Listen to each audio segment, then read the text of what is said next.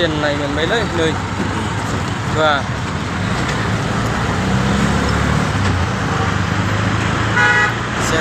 चेन्नाइ हाबबाय रायजोफोर चेन्नाइ गेटआव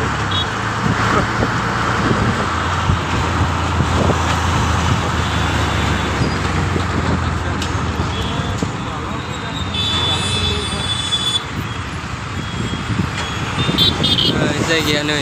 रायजोफोर मा होननांगौ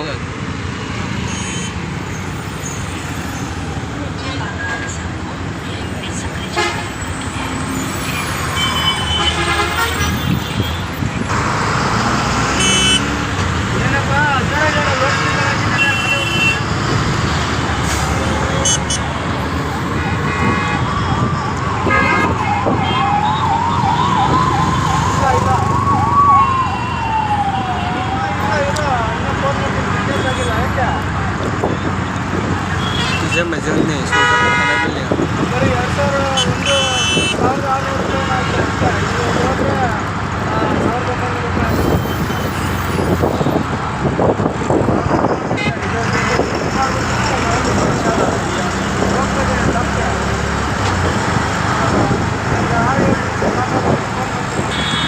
बेबायदि न'आव जाय थानो दङ